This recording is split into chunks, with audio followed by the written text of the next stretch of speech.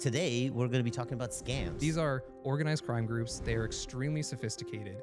There's so many different kinds of scams, it's hard to give one piece of advice. To harness the power of all that data that everybody sees individually, but make better collective decisions together. Hello, everyone, and thank you for joining us at the Fin podcast. My name's Jas Anand. I'm a subject matter expert with Feedzai. And today, I have with me my esteemed colleague from RBC, Geoff. Thanks for having me, Jas. No, a pleasure to have you. A quick intro, please, Geoff. Sure. So I'm the Senior Director of Fraud Strategy at RBC. I've been a career fraud professional of about 15 years. Done everything from analytics, building fraud rules, to building strategies.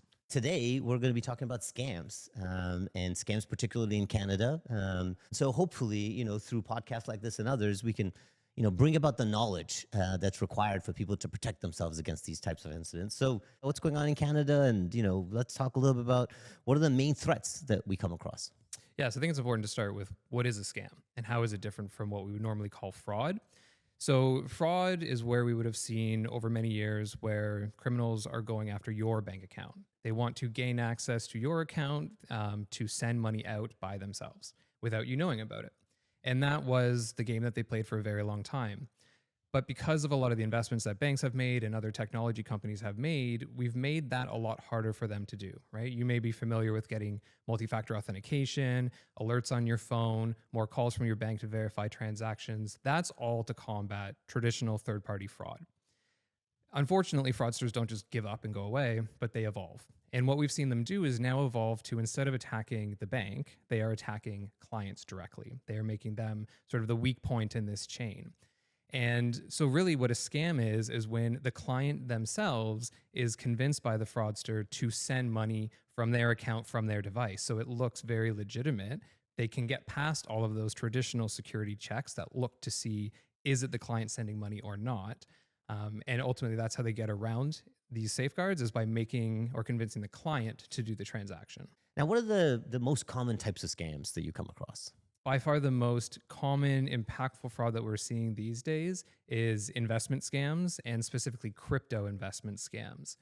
We often see that they start by outreach, unwarranted outreach on social media or through messaging platforms with this great opportunity to invest in a new crypto coin or a new investment fund or whatever their hook is.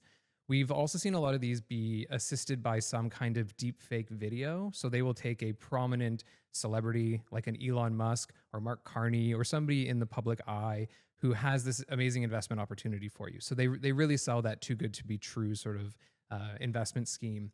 And they may start just by getting a little bit of an investment, convince you to send a few $1,000s to a new investment fund. And then they'll show you proof of your wallet growing and growing in value. And so you buy into that. You're like, oh, this is great. I'm seeing the returns I was promised. I will keep going for more and more and more. And then maybe one day you get a little bit suspicious. You say, okay, I want to take my money out. And say, okay, well, you can do that, but you need to pay tax on it. So now you maybe get the money together to pay the tax to get your money out. I say, okay, well, thanks for the tax payment. Now you need to pay an administration fee to get the money out. And so they just keep you on the hook. There is no money. It's already gone. But they just keep trying to get the money out of the client. There's a popular opinion that this is sort of like the consumer's fault. That they fell for it. If this happened with cash, there would be no recourse. Like, why is it different when it includes a banking channel? And how do you feel about that? Well, I think the challenge that we see with that is because there's a lot of shame from the victims who have gone through this, they don't report it. And even when we look at the Canadian Anti-Fraud Centre statistics from last year, there was over $600 million of fraud reported through scams and fraud. But they estimate that's only about a 5 to 10% reporting rate. And so it's actually really hard to know the true size of the problem and to be able to then figure out how to solve it if people aren't reporting it. But I can understand the shame that they must feel, because unfortunately there are a lot of, especially on the internet, the comments you see on these posts, people just blaming the victim. But I think what we have to remember as well is this is not some kid in his basement wearing his hoodie, right? Those days are long gone. These are organized crime groups. They are extremely sophisticated. And so, yes, you may have fallen victim to it, but it's a very elaborate scheme. And so we shouldn't put the blame on the victim because they're under these enormous pressures from who they're on the phone with or chatting with. It may have involved violent threats. So I think putting the blame on the victim is the wrong place to be putting this. And it actually discourages them from coming forward, getting the help that they need, reporting it to the proper authorities so that we know about the problem. We've heard of the grandparent scam where, they know when your grandchild is traveling in a foreign country and they'll call and pretend to be lawyers that has your unfortunate grandchild locked up in jail. I mean, in situations like that, even though you may be aware and may be suspicious, you may err on the side of caution to help your grandchild, even if you think it is a scam. Have you seen a lot of grandparent scams, and is elder abuse a major problem as well? We've certainly heard of them. And that's, again, where fraudsters are just preying on emotions, right? Investment scams prey on greed. Grandparents scams prey on fear. And so their whole intention is to put you in that irrational state where you're just not thinking clearly. So we've certainly seen some of these cases with scams targeting seniors. But I also think that there's a bit of a misunderstanding that scams only target seniors. And we have seen scams go across all demographics, all age ranges, all occupations, all education levels. It's really a problem that targets everybody. There are going to be specific scams that target certain demographics, like a grandparent scam can really only target the elderly. But then there are specific scams that also target the youth or the affluent or anywhere in between that. What are the kind of elements that people should look out for when they think this is an unusual situation or potential scam? We always advise people to stop and pause and really think about what you're being asked to do. The challenge is like I said earlier, there's so many different kinds of scams. It's hard to give one piece of advice. But I think that the stop and pause is fairly generic. If you are dealing with a crypto investment opportunity, you don't have to rush into that. You can take your time, you can do your research, you can contact a friend or a financial advisor. You can take some time to make that decision. But the fraudsters will create the sense of urgency. And that is often very common, is they create that sense of urgency where you must respond right now. Another one that we've seen a lot is the bank impersonation scam. So you may get a phone call saying that they're from your bank, there's a problem with your account, again, pulling on that fear factor and saying you need to move all your money right now. Well, you can hang up the phone, call the number on the back of your card to your actual bank and verify that information. Don't rush into it just because they said you have to. Legitimate companies won't put you in these scenarios. And so always reach out to a number that you know is the actual company's number. If there's a problem, they'll know about it. And if there's not, then they can advise you through that next step. I have personally, received a number of phone calls of people pretending to be authorities like the RCMP or the CRA or the police, And in those instances, they do the same thing. There's like an urgency and a secrecy that's part of it. And, again, how would you, advise people to validate those types of claims? So there's a lot of great resources out there as well. I mentioned the Canadian Anti-Fraud Center earlier. They have a lot of scam alerts. I think all the major banks have pages where you can go and see what are the latest scams that we're seeing. Education is going to be your greatest weapon. You do need to keep an eye out for what are the latest trends, what's that new scam that I need to be aware of. And they're very seasonal. Like you mentioned the CRA. Well, we're just coming past the tax deadline. People are getting their tax refunds. So we know that there are going to be tax refund scams right now. And so depending on where you are in the year, you know to expect certain things. We know if there's been a major world event, a natural disaster, they're looking for any opportunity to take advantage of what's topical, to maybe get you to click on that link that you maybe otherwise wouldn't have. What would you suggest people do in terms of educating themselves, outside of attending and listening to podcasts like this? So I think identifying those resources that exist online, again, starting with the Canadian Anti-Fraud Center is a great place to go. They have links to a lot of these other resources, checking with what your bank has on offer on their public websites. We see a lot of the same things within the social media companies, the telecommunication companies. I think one of the great things is all of these organizations are really paying attention to scams these days. They're putting that education out there. The Canadian Banking Association is often out there putting out new content. Makes sense. I mean, we've heard about deepfakes. This has hit the paper. I mean, recently in Hong Kong, there was a poor finance executive that moved $21 million out, in a WhatsApp conversation with his CFO and CEO. They were both deepfaked. I mean, how are people now supposed to, not believe their eyes and ears when they're having a virtual conversation with somebody? Yeah, it's becoming increasingly difficult and really highlighting how important it is to verify who you are actually communicating with. And always being suspicious of those inbound, unexpected conversations, I think is a great place to start with that skepticism, which is an unfortunate place to have to start, but it's the reality for where we are now. We've seen it, like I mentioned, with the crypto investment, the deepfakes of Elon Musk, for example. But we've also seen it just in these romance scams. I was at a conference last week where we saw video from the dark web where it showed in real time how a fraudster was changing their face and their voice in real time on a voice call with somebody else. So the person on the other end, the victim, thought they were interacting with one person who looked and sounded a certain way, and in fact, it was a completely different person who was doing it. And this technology is only going to get better. So I think we have to come back to the root of the problem and just say, hey, what steps can you take to verify who it is you're talking to? And again, it comes back to contacting them on a number that you know is legitimate, questioning all the unexpected contacts that you're getting. So as people start to question and be more vigilant, some of the steps that we've talked about them being able to take is, be cautious about money movement, watch out for secrecy and urgency within the request. Are there other tips that you would recommend people look for when they get these messages before they can act on them? So I think that's another interesting one where we've seen the evolution. Like when we talk about phishing emails a number of years ago, you would say, look out for typos, look out for grammatical errors. Those don't exist anymore, right? They're using Gen AI tools to create these. I think if you're dealing with an email, for example, you should still look at the email address itself because there's often missing characters or altered characters there. One thing is if you're getting a text message and it says it's coming from your bank, one thing that I don't know if it's widely known or not, but if you get a text message that comes from a phone number, like a 416 number, well, that's not your bank because your bank will use a short code, which is like a 5-digit number. And so that's often a way for people to differentiate. And we're seeing now a lot more with the rich text or the RCS capability. You're actually going to get branded logos and company names coming up as well. So there's a lot of advancements happening on there to help secure the communication technology because unfortunately people have lost trust in telecommunication channels for all the reasons that we've been talking about. So I think the investment is being made to rebuild that trust and really verify the legitimate senders so that we can help clients differentiate what's real and what's not. I know you mentioned, scams are now an organized crime.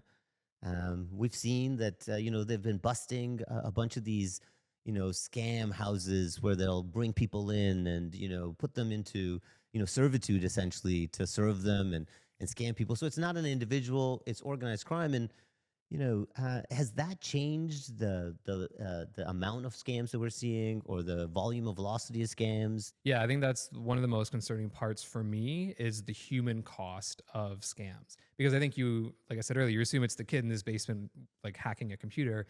But in reality, what we've seen in Southeast Asia is through organized crime groups there, they are essentially human trafficking people into these scam compounds. They are posting job ads for tech help or data entry, good paying jobs. They're legitimate sounding. They have an interview process. They show up, they get their passport taken, and they are bussed to one of these scam compounds where they're held under threat of violence. And we've seen the images through some great reporting that's been done, and it's terrifying. And I think that's what's often lost. And it's not to say that all the scams come from these compounds, but what we've seen in some of the reports from the UNODC is in a 3-year span, the growth of these compounds is absolutely explosive. Like we couldn't build this much infrastructure in 3 years in a country, let alone what they've done. And the unfortunate part is this is what they do with their proceeds of crime, right? We know they have to launder it, but we've also seen them reinvest it. And so all the funds that they are successful in extracting from people, they reinvest back into their business. They expand their scam compounds, they recruit more individuals, they invest in new technology, and so they continue to get ahead. As a bank and a financial institution, you're bound by governance, you're bound by regulation, and obviously the criminals are not. This doesn't sound like a very level playing field. So, what can you do to kind of even the odds? So it never has been. I mean, even when you go back to the earlier forms of fraud that we've seen and dealt with successfully, it's never been a level playing field. It may take us a little bit longer to catch up, but we do. And that's the sort of the nature of this business. I think what is really exciting to see is the industry really coming together. So the Canadian Bankers Association has been leading this anti-scam alliance in Canada for a number of months now that has brought together leaders from banks, telcos, digital platforms, and it's really brought Canada together to think about how do we tackle the epidemic of scams.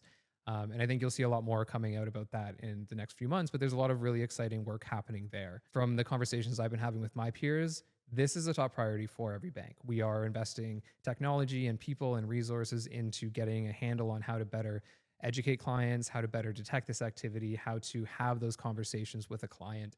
Because that's the other side of this is it was a little bit easier in the days before where you could detect a transaction that a fraudster did, call the client and say, hey, did you do this transaction? Yes or no? Pretty simple.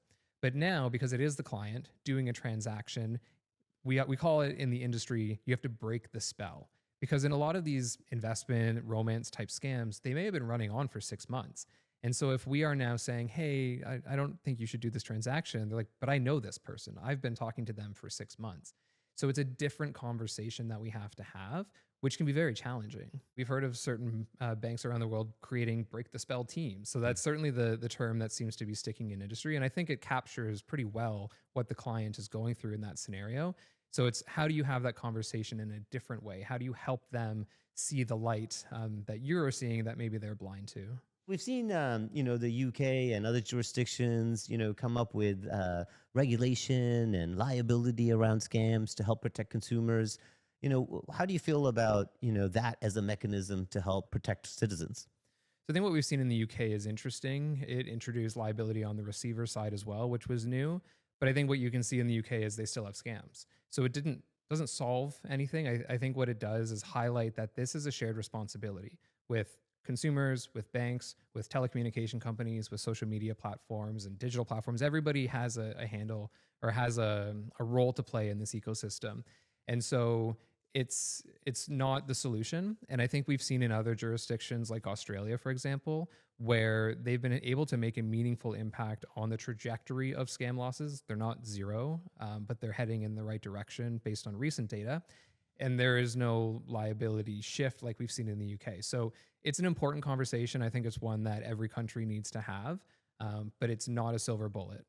Look, big tech and social media seems to be carrying a lot of the weight for originating these problems, right? A lot of the scam purchases start on marketplaces, and a lot of the communication and outreach starts there. I mean, do they have a role to play in participating in this ecosystem? Absolutely. So when you think about the life cycle of a scam event, to your point, it often starts on a social media platform or through telecommunication, right? Phone or SMS. The life cycle doesn't reach the bank until a payment is made. And so we only see a very small portion of the overall scam event. And so absolutely, there's a role to play from these social media companies, from the telcos, from anybody else involved in that chain to prevent the creation of the account in the first place, to flag and suspend the accounts once inappropriate behavior is seen. We've also been talking in the industry a lot more about data sharing. So if you know that an account is at risk, how does that information flow down to the payment or to other hops in the journey? So that's a really critical conversation that's going on right now as well. How can we share information, without compromising personally identifiable information, but still protecting, people from scams? Yeah, I think that's one of the big questions we're tackling right now as an industry is getting an understanding of what can we share? What do we already share? How do we share more? And how do you share in a way, to your point, where you're not sharing personally identifiable information, but you're sharing actionable intelligence?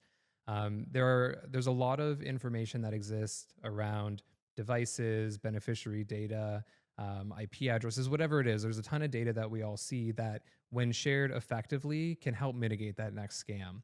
And so I think it's a really important aspect for us to invest in, because my view as a bank is limited to what my clients are doing, but there's many other banks in the country who are all interacting in a similar way, and we're using a lot of the same providers. So how do we leverage those consortium solutions or those networks or those vendor solutions to harness the power of all that data that everybody sees individually, but make better collective decisions together? Oftentimes we need to know where the money is going. And as soon as we start to get reports that the money going to this destination are highly suspect or confirmed fraudulent, we can now do something about that, right? We can alert on other transactions going there. We can report that to the network or whoever they are. And so that's another really important reason why you should report, not only just so that we understand the size of the prize, but to better understand how to mitigate it and how to help other people identify that they are part of a scam before they fall victim to it. So reporting is not just about, letting people know so that they account for it. It's really about ensuring that the education's there in the market, that your incident is something that you can share with others to make sure they don't fall victim to the same thing. Absolutely. But I think one thing that is important to share, and we were talking about this earlier, which is once you've been a victim of fraud or of a scam event, you unfortunately become a target for more scam attempts. And so there have been instances where somebody has shared, I was a victim of a scam. I want to share my knowledge. I want to share my experience with others.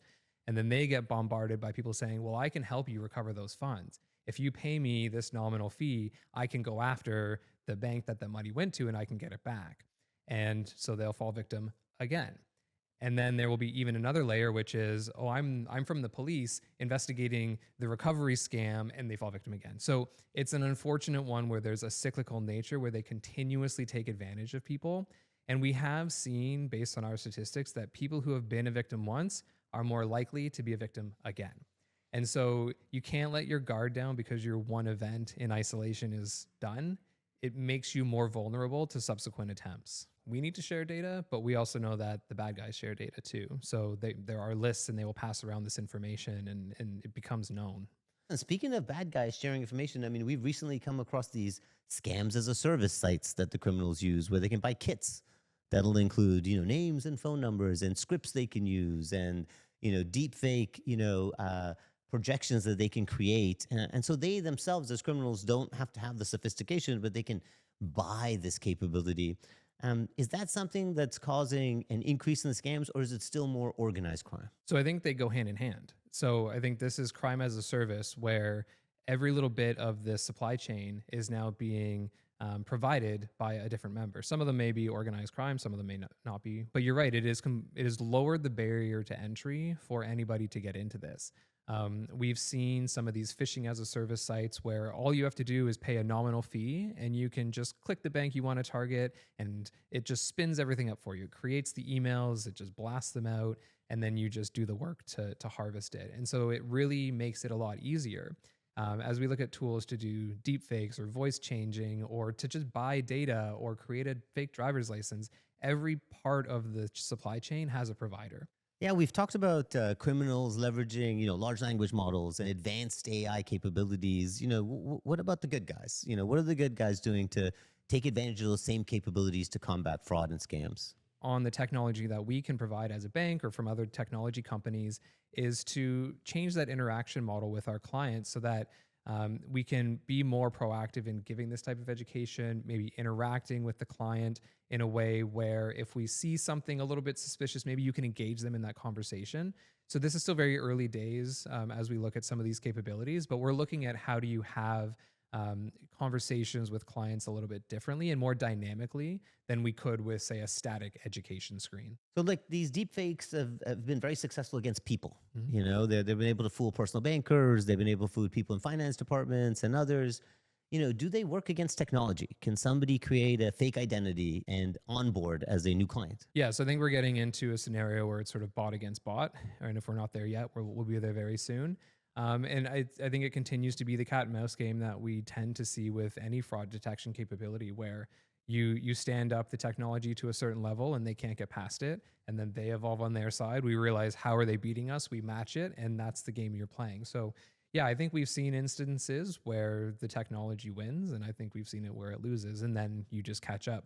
But that's, I think, when you're using technology as a defense, you have to learn proactively around how could it be beaten so that you're not always in reactive mode. You don't want to wait for that next fraud. You want to try and get ahead of it, break it yourself before somebody else breaks it for you, and then you learn a hard lesson. But we need to reduce the emotional stigma that comes with being scammed.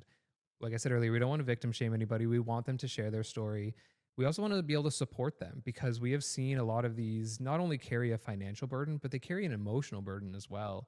If you think about some of these romance scams that have been running on for months and months and months, to have that person that you were in love with disappear, that's a huge emotional toll. And if we are always in this place of victim shaming, nobody's going to come forward to get the help that they need. And so we need to start breaking down some of those barriers to help create more victim support to get them through these really challenging times because they are victims of these very serious crimes at the end of the day. Canada has some great experience and a lot of learnings. What can other countries learn from what we've done in helping protect consumers against scams? Every country has a bit of a unique perspective, but we all suffer from the same types of scams. So information sharing across borders, I think, is really important. But I think what you can learn from Canada, and I know our banking model is maybe a little bit different, certainly different than a country like the US. So we're fortunate in that we have a few big players who can really drive the conversation. But I think what you may not see yet, but you'll see as a result of the Anti-Scam Alliance work the CBA is leading, is how the industry has really come together. I think that collaboration that exists in Canada is incredible. I think we have all stopped seeing fraud as a competitive advantage. I think we've realized that the enemy that we're up against is bigger than all of us. And the only way that we can get ahead in this incredibly impactful problem is to all band together. I think that's a very Canadian approach, is to collaborate and do things well. And I think that's what other countries can hopefully learn from us as well. Well, that's fantastic. Thank you very much for your time. And hopefully podcasts like this and information like this can help, educate the broader community so that they don't fall victim to these events. Thank you very much, Geoff. Thanks for having me.